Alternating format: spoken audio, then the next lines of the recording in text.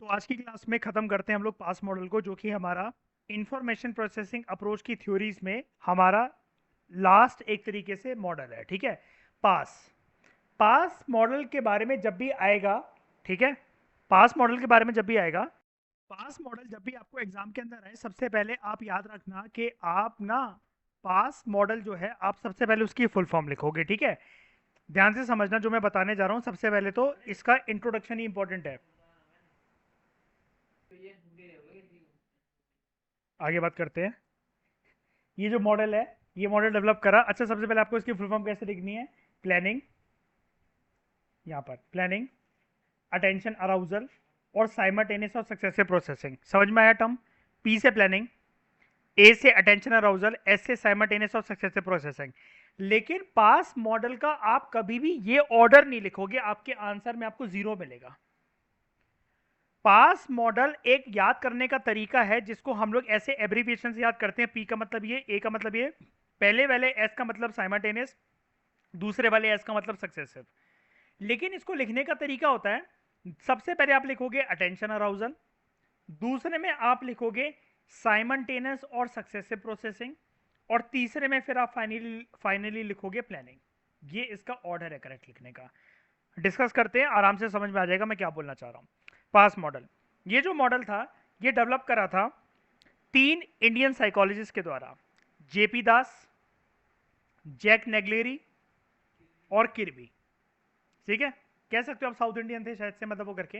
अच्छा, यहाँ पर डेट ईयर आ गया है। मैंने आपको जैसा कि बताया था, साइकोलॉजी के अंदर सही ईयर लिखने के नंबर तो नहीं मिलते, लेकिन गलत लिखने के मार्क्स कट जाते हैं। So avoid all date and years in psychology. इस मॉडल के अकॉर्डिंग जो इंटेलेक्चुअल एक्टिविटी होती है ना, वो डिपेंड करती है इंटरपर्सनल फंक्शनिंग पे 3 न्यूरोलॉजिकल सिस्टम्स के बेसिस पर।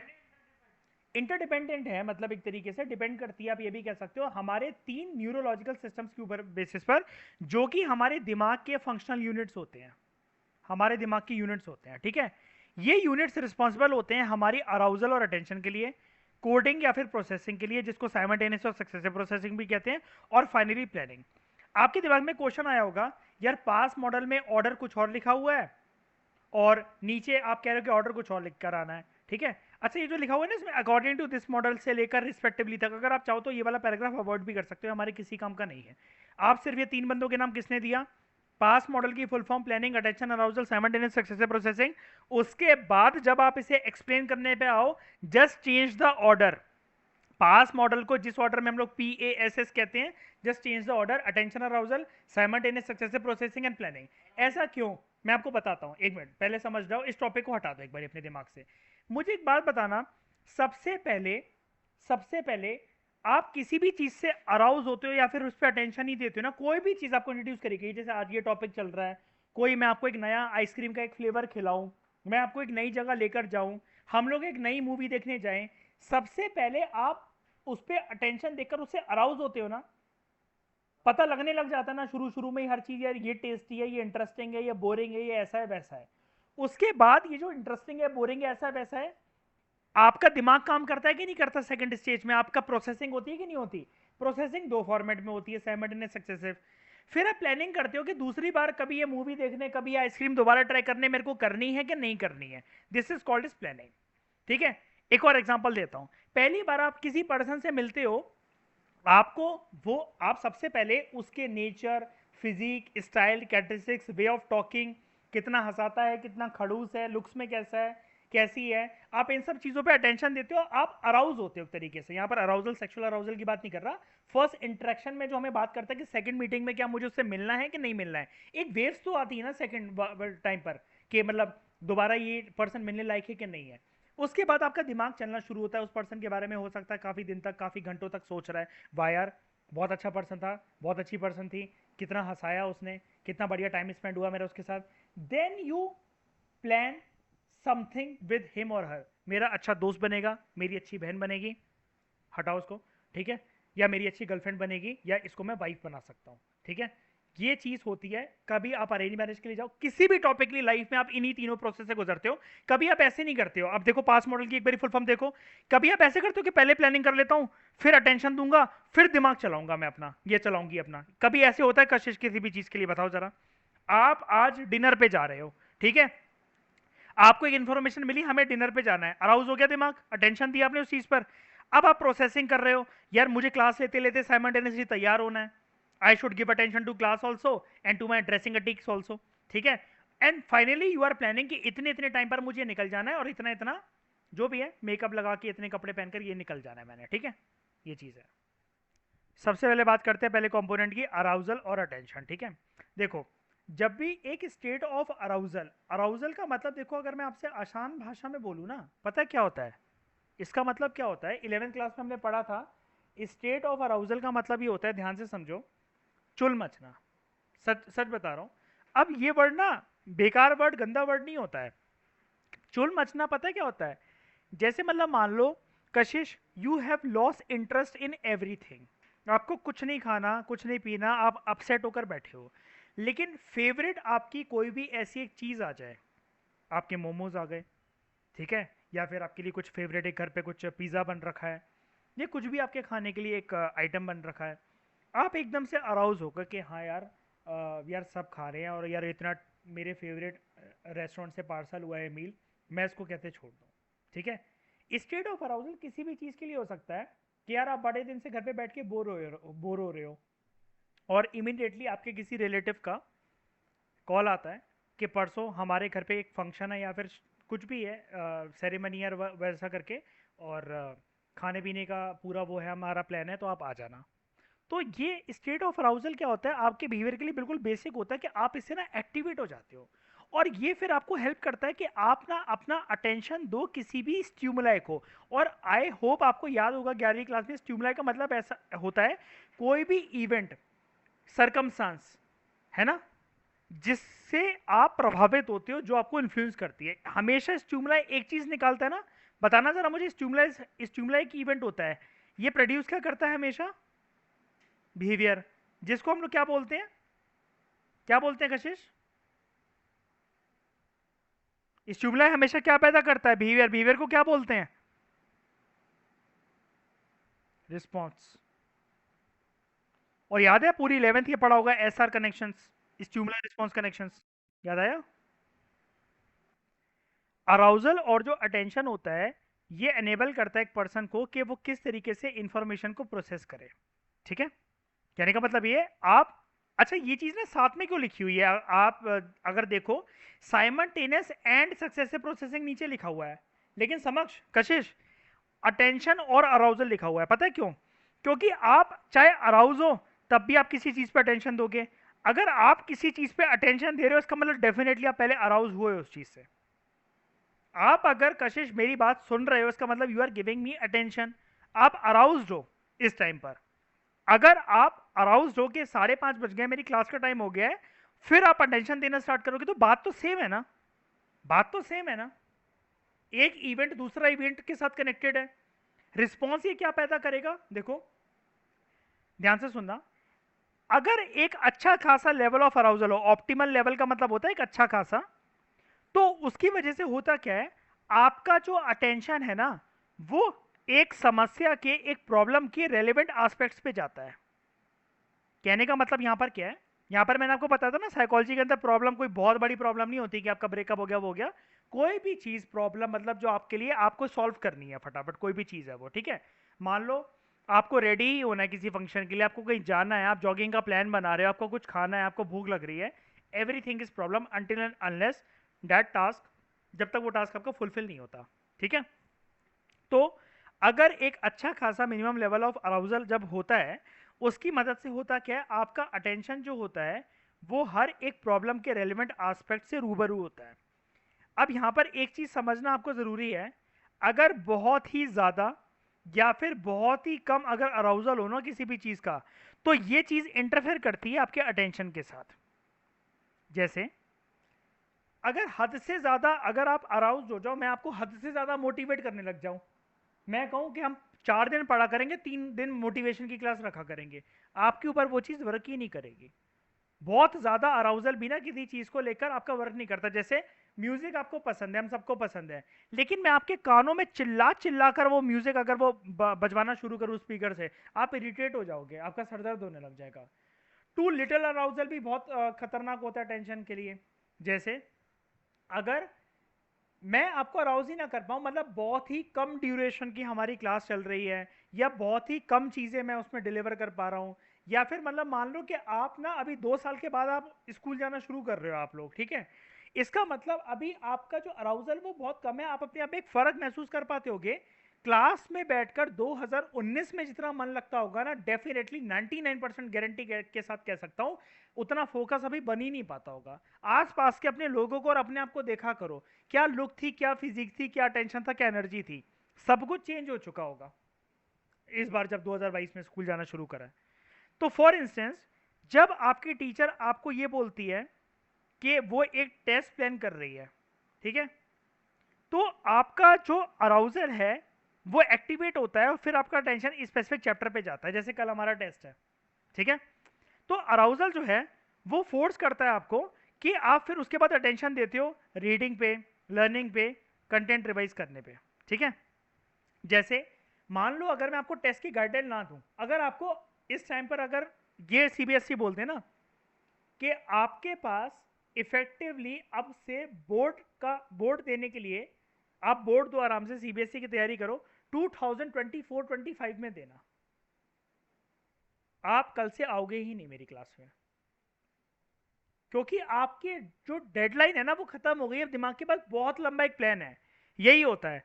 लेकिन अगर मान लो कल आपका एक्सटर्नल आ रहे हैं आपके और आपकी फाइल कंप्लीट नहीं है साइकोलॉजी की, आप पूरी रात चाहे कैसे भी जागो, चाहे भले ही आपका रूटीन ये कहता है 1 बजे के बाद मैं जाग नहीं पाता, कुछ भी कर लूँ यार मुझसे हो नहीं पाती पढ़ाई, आप करोगे।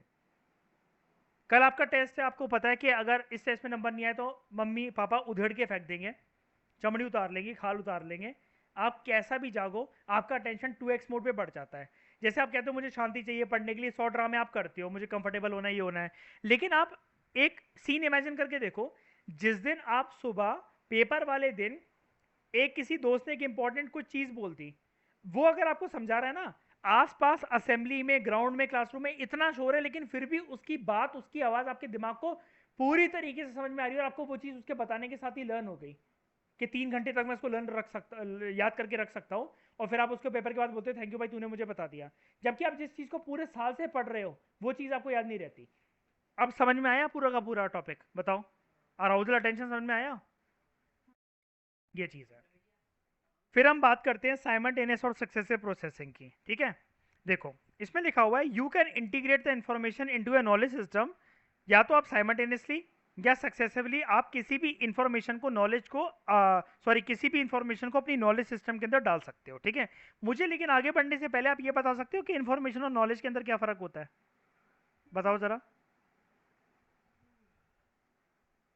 इसमें इंफॉर्मेशन और नॉलेज में नॉलेज। क्या फर्क होता है, वो कह रहा है कि आप अपनी इंफॉर्मेशन को अपने नॉलेज सिस्टम के अंदर इंटीग्रेट कर सकते हो साइमल्टेनियसली या सक्सेसिवली। क्या फर्क होता है इंफॉर्मेशन और नॉलेज में?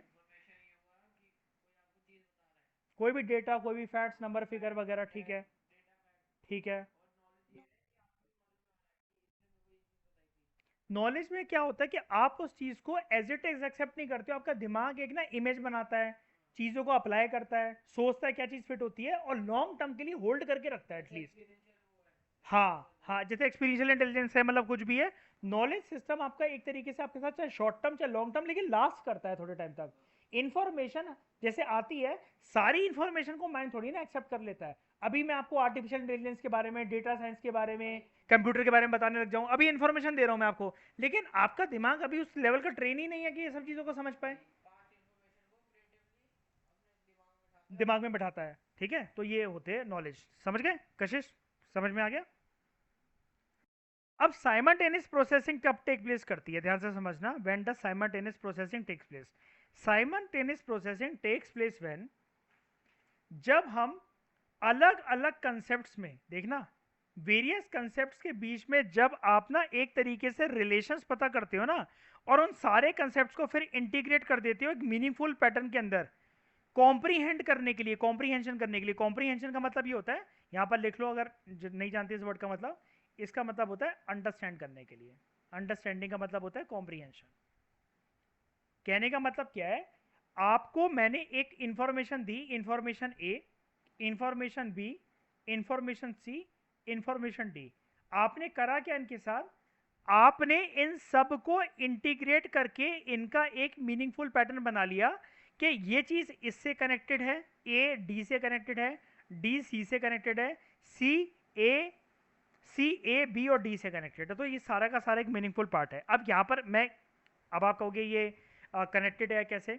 जैसे मतलब मान लो जब आपको बहुत गंदा किसी से धोखा मिलता है, या आप हर्ट होते हो, या आपका दिल टूटता है, ठीक है, अल्टीमेटली आपको एक चीज समझ में आती है, यार ये पूरी की पूरी मुझे बेवकूफ बनाने की स्ट्रेटजी ना, इतने दिन से इतनी मीठी मीठी बातें करके सारी चीजें कनेक्टेड थी।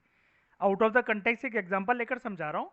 लेकिन जब आपको किसी की एक चालाकी पकड़ में आने लग जाती है ना, या किसी का अच्छापन पकड़ में आने लग जाता है, या किसी के एक बिहेवियरल पैटर्न पकड़ में आने लग जाता है, तो आप सारे इवेंट्स को, सारी उस घटनाओं को अपने दिमाग के अंदर एक चलता ना फ्लैशबैक सी एक इमेज चलती है पूरी की पूरी, कि अच्छा यार ऐसा, यार ये पहली बार नहीं हुआ, बहुत बार हो चुका है, लेकिन मैं बड़े टाइम से इस चीज़ को इग्नोर कर रहा था, इग्नोर कर रही थी, लेकिन आज मेरा जो शक है ना वो यकीन में बदल चुका है।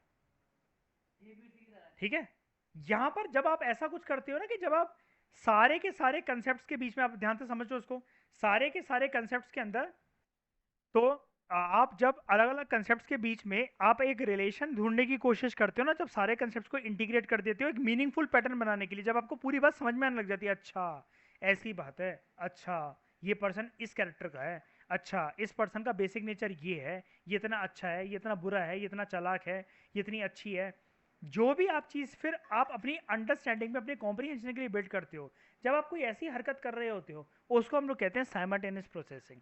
ये साइकोलॉजी में जिस टेस्ट में साइमल्टेनियस प्रोसेसिंग यूज होती है, उसका एक नाम होता है, जो कि आपको 12th में करना पड़ेगा टेस्ट, मतलब आपके जब एक्सटर्नल आएंगे आपको फाइल में अटैच करना पड़ेगा इसका document, RPM, ravens progressive matrices.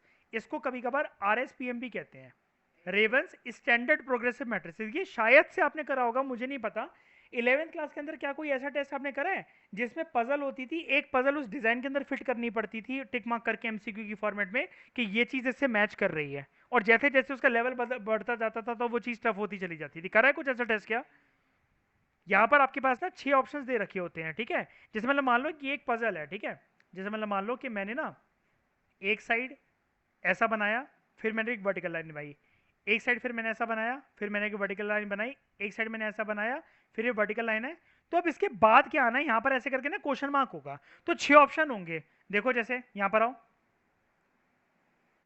उसके बाद ना यहाँ पर ऐसे 6 ऑप्शन दिए जाते हैं, जैसे पहले ऑप्शन में क्या यहाँ पर ये आएगा, दूसरे ऑप्शन क्या यहाँ पर ऐसा कुछ आएगा, तीसरा ऑप्शन क्या यहाँ पर ऐसा कुछ आएगा, चौथा ऑप्शन क्या यहाँ पर ऐसा कुछ आएगा। तो बताओ, 6 ऑप्शन दिए जाते हैं, तो बताओ, और बना भी देता हूँ, चलो मैं पूरा 6 ऑप्शन, यहाँ पर कुछ ये ऐसा कुछ करके आएगा, और ये ऑप्शन यहाँ पर कुछ ऐसा करके आएगा। तो बताओ क्या फिट होगा यहाँ पर चौथे में?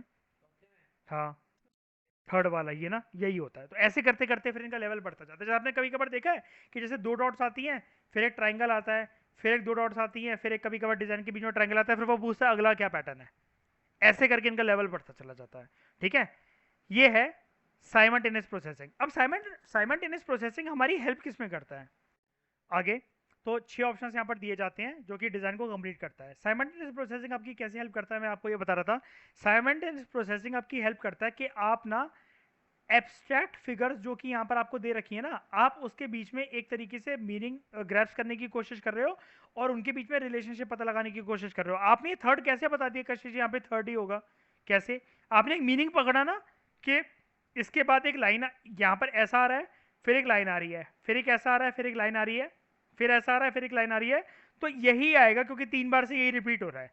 यही मीनिंग पकड़ने की कोशिश करी ना आपने। अब आप इसको नॉर्मल लाइफ में अप्लाई करके देखना जरा, किसी भी बात के अंदर।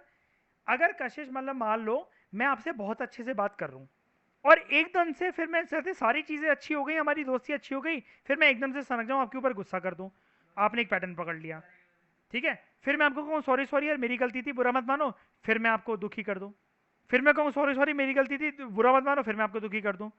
चौथी बार में कशिश इतनी गंदी गाली निकालेगी ना, ठीक है, क्योंकि उसने एक पैटर्न पकड़ लिया कि इसने तो मुझे फॉर ग्रांटेड ले लिया है, ठीक है, और चौथी बार में कशिश होगी ब्लास्ट। बात करते हैं सक्सेसिव प्रोसेसिंग क्या होती है। सक्सेसिव प्रोसेसिंग टेक्स प्लेस जब आप, when you remember all the information serially, जब आप सीरियल तरीके से कोई भी इंफॉर्मेशन रिकॉल करते हो ना, ये पता है क्या है, सक्सेसिव प्रोसेसिंग तुम लोग बहुत करते हो। कैसे? जब तुम्हारा स्कूल में टेस्ट या कुछ भी होता है ना, या मेरे टेस्ट है, तुम्हें याद है नहीं, जो जो तुम ऐसी सीरियल लर्निंग नहीं कर कर आते, हमने 11th में भी पढ़ा था इसको सीरियल लर्निंग को, तो आप ऐसी बातें नहीं करते, मैम प्लीज बस इतना बता दो भैया प्लीज यार, वो थर्ड पेज पे गिवन था या फोर्थ पेज पे गिवन था, वो उसमें वो बोर्ड लाइन ये वाली थी या फिर वो वाली थी, बस आप इतना बता दो कि मुझे याद आ जाएगा। क्योंकि तुम्हारे दिमाग ने सीरियल लर्निंग कर रखी है ऑर्डर में, कि तुम्हें पता है पहले पेज के ऊपर ये मिलना था, दूसरे पेज के ऊपर ये मिलना था, तीसरे पेज के ऊपर ये मिलना था। इसको कहते हैं। अच्छा, अब सीरियल लर्निंग जो होती है ना, इसकी वजह से जब आप किसी भी चीज को रिकॉल करते हो ना, recall of one leads to recall of another. जैसे अगर मैं पूछूं आपसे कशिश, सीरियल लर्निंग में आपको बता देता हूँ, बचपन से हमारी लर्निंग सीरियल लर्निंग ही होती है, कई कई चीजों की लर्निंग बहुत सीरियल लर्निंग होती है, और यही हमारी आदत बनकर रह जाती है, पता है। और यूपीएससी इसी चीज का फायदा उठाता है, 12th के बाद जितने एग्जाम्स होते हैं इसी चीज का फायदा उठाते हैं। समझने की कोशिश करो बात को। तुम्हें बचपन से सिखाया गया है 1 2 3 4, इसके आगे क्या आएगा? 5 सीरियल, ABCDE, इसके बाद क्या आएगा? ये देखो। तो बचपन से जो हम डिजिट्स लर्न करते हैं, अल्फाबेट्स लर्न करते हैं, मल्टीप्लिकेशन टेबल लर्न करते हैं, यहाँ पर हमारी सक्सेसिव प्रोसेसिंग होती है। जैसे 2 1 जा, बोलो, 2 1 जा, 2 2 जा, 2 3 जा, 2 4 जा। बहुत गुस्सा आ रहा मुझे वैसे करते हुए, लेकिन this is what is successive processing. ऐसी हमारी, अच्छा अब मैं आपको बता रहा था, ऐसी हमारी प्रोसेसिंग होती है। कशिश समक्ष, ये ना हमारी आदत बन जाती है बचपन से हमारी, क्योंकि जब हम एक तरीके से गीली मिट्टी के घड़े हैं, ऐसे करके हमें सीरियल लर्निंग सिखाई हुई है। हम फिर ये चीज़ ना, जब हम थ्योरेटिकल सब्जेक्ट्स होते हैं उसमें अप्लाई करने लग जाते हैं। जैसे आपने देखा होगा, यार मैं ऐसा रिकॉल कर लूंगा 4 5 कीवर्ड्स, यार सेकंड पेज नंबर के ऊपर ये लिखा हुआ है, थर्ड पेज नंबर पे वो था, फोर्थ पेज नंबर पे वर्ड था। फिर जब एग्जाम में क्वेश्चन आता है ना, आपको ये याद आता है 1 और 2 मार्कर के जो क्वेश्चन होते हैं फैक्चुअल वाले, यार ये कहीं तो पढ़ा है मैंने एनसीईआरटी के अंदर, वो जो कार्टून बना हुआ था बिल्कुल उसके बगल में दे रखा है वाला फैक्ट, यार यार अब मुझे ये याद नहीं आ रहा वो उस पेज पे था या उस पेज पे था। तो दिमाग, आप सोच रहे हो आपका कितना बेवकूफ वे में सबका दिमाग चल रहा है, कि वो मतलब चीज को लर्न नहीं कर पा रहा, रिकॉल नहीं कर पा रहा, वो एसोसिएट देखो कैसे कर रहा है, कि उस पेज पे कार्टून था, वहां पर ये ऐसा कोई कीवर्ड लिखा हुआ था, मुझे याद है लेकिन वो वर्ड याद नहीं आ रहा। ये चीज ऐसे बन जाती है। और यूपीएससी और फिर बाद में एग्जाम्स क्या करवाते हैं, वो हमारी एनालिसिस पे फोकस करवाते हैं, क्या एनालिटिकल स्किल्स, मतलब सारे क्रॉस कनेक्शन करो, वो हो नहीं पाता फिर उस एज में आने के बाद लोगों से, और इसलिए एग्जाम्स हो जाते हैं टफ। जब आप इतना कुछ कर लेते हो, अटेंशन आपने दे दिया, अराउजल अराउजल अटेंशन दे दिया आपने, सारी चीजों का रिलेशंस जानकर साइमल्टेनियस प्रोसेसिंग कर ली, आपने सीरियल चीजों का नंबर रिकॉल करके कि एक रिकॉल को करने से दूसरी चीज याद आ जाए, सक्सेसिव प्रोसेसिंग कर ली, अपना दिमाग हर वे में चला दिया। फाइनली फिर आपकी इंटेलिजेंस कैसे एक्टिवेट होती है, जब आप प्लानिंग करते हो। तो जब आपने इंफॉर्मेशन लिखा हुआ है, after the information is attended to, जब आपने उस पर अटेंशन दिया, आपने जब उसकी प्रोसेसिंग करी, फिर यहां पर हो जाती है प्लानिंग एक्टिवेट।